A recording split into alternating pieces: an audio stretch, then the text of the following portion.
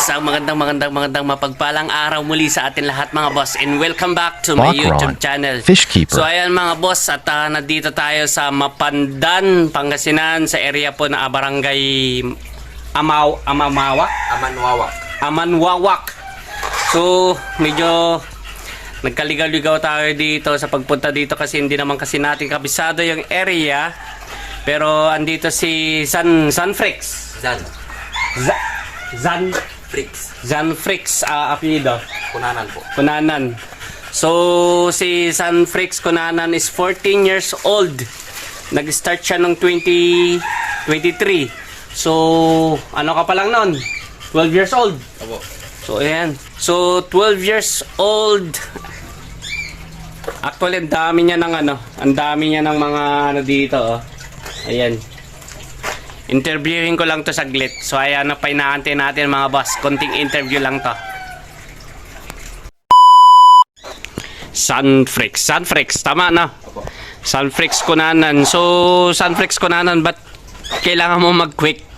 2 years ka naman nang nag-ano dito. Walang pangbayad ng tubig. Pambayad daw ng tubig. Wala daw pambayad ng tubig. So nagki-quick na siya. At yung mga mga alaga niya dito, kinukuha na natin yung iba. Marami pa naman siyang mga natira dito, pero siguro habang nag-aantay siya na may out to, malamang yung iba magsisilakihan na. Malamang ba may posibilidad pa to na hindi mag-quick to. Lalo't ngayon pa lang paldo-paldo na siya. Paldo na yan. Dami pang ang alaga niya dito. Ayan. Yan. Meron pa siyang sakura dito. Ayan.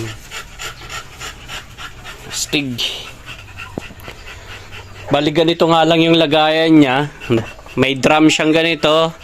Tapos may batya. May mga bakante pa nga siyang batya dyan, oh. Ayan. Tapos yung iba, styrofoam. Wow. Tapos, ayan. Yeah.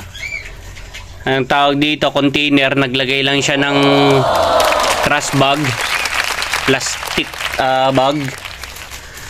Tama ba? Ayan. At pati yung ganito, oh. Lagayan to ng prutas, eh. Ayan. Fruit basket. Naglagay din siya dito ng plastic garbage bag. Ayan. Ganyan yung setup niya. Pero sabi niya sa akin, dati punong-puno to. Punong-puno hanggang dyan. Gitna lang walang laman. So yun ang sabi niya, gitna lang daw yung walang laman. Meron pa pala siya ditong American Bully. Papa-stud mamaya. Papa-stud nila daw to mamaya. Ayan. Katakot yung mukha. Marami na din nagpa-reserve. Nagpauna na sila ng bayad. Marami nang nagpa-reserve. Marami na nagpa-reserve dyan. Oh. Pag nanganak. Oh. Magkano naman bigayan niya sa anak niyan? 45. 45. Opo. Yes! Ilang months nyo bago i-out yan? 3 months. 2 to 3 months. 2 to 3 months. Basta matapos yung... Tapos ilan ang nilalabas din nito? Na anak? Hindi ko. 4 to 8. 4 to 8. Oh. Pero max niya nata 10 kung makapagpalabas yan. Kanino ng alaga yan? Sa'yo din yan? Kay uncle ko po. Ako nag-alaga. So may ano ka din dyan? May isang papi ako. May isang papi ka. So pag nabinta mo, may 45 ka na. Opo. Astig. May 45 na siya pag nagkaroon ng bibi to. Tapos hindi pa niya daw kayang bayaran yung tubig. So that's impossible. Napaka-humble ng batang to. Tapos magpo-focus din ako kasi mabubuntis na din siya. Kailangan ko natin yung to. Kailangan mo siyang i-dispose to mga mo dito. Para makapag-focus ako dito. So yun pala yung niya, yung plano niya. Kailangan niyang i-out to. Magki-quick siya dito kasi magpo-focus siya dito. Gawa nga ng pag nanganak to. Pagbuntis na, siyempre kailangan nalagayin to. Mas matindi pa to sa tao, eh. Ikaw ba naman nagkakahalaga ng 45 bawat Nabili namin to 75. 75. Oh my God. 75 namin siya nabili. Tapos siguro ngayon nasa 150 ng nito. Ang price niya. Kasi breeder na rin. So talagang kailangan naman kasi talagang alagayin to. Kasi kung ikaw mag-aalaga ka ng ganito, 45, ito isang puppy lang to, 45 na eh. Tapos dito, malamang yung 45, matagal pa niyang mabubuo yun. Eh yun, within 2 to 3 months, pwede niya nang ibenta eh. Parang 110 days ata mga hanap yan. Hindi ko lang So pag once na na-stud na yan, tapos magbibilang ng 110 days, parang ganun. Hindi ko lang so kung ilan. So kung ano, nasa 3 months din. Hindi ko pinakain kasi instant ngayon kung kumain yan siguro. Parang bawi. Madiskarte tong batang to.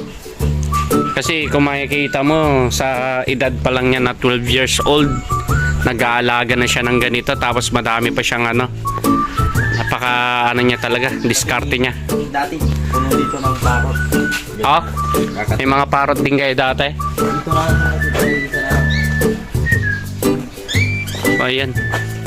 Meron sila dito kakatil. Kakatil to, no? So dati, kahit itong bakanting area nila dito, punong-puno daw to ng parot. Lovebird. CCC.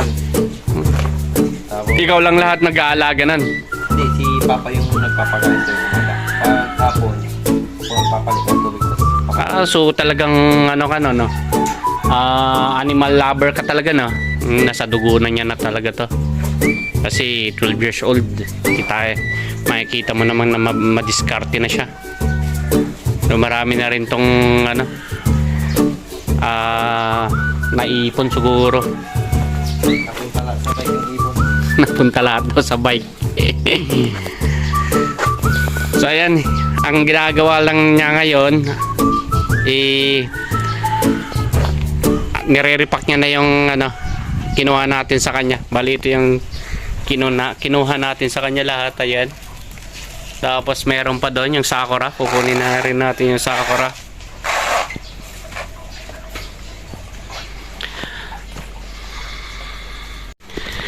So ayan na nga mga boss, natapos ng naripak at ito na nga, kinakamada na para ilagay na sa lagayan at para ilagay na natin ito sa bag.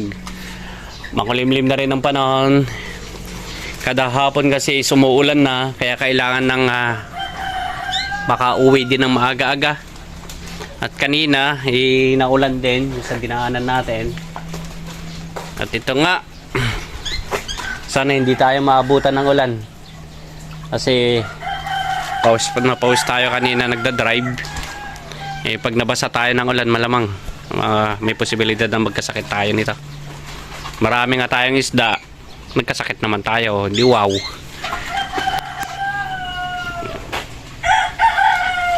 Kung ship din ito. Dami pala nito. Malamang pag pinaship natin to, malamang magbabayad din siguro tayo dito ng ano, mga kulang-kulang 200 siguro nito. Pero okay lang kasi at least na interview naman natin si Sunfrex Kunanan. Lagay ko na to sa bag. So ayan mga boss, hanggang dito na lang muli ang ating vlog kay Sunfrex, tama? Sunfrex Kunanan, na isang madiskarteng 14 years old. Ayan.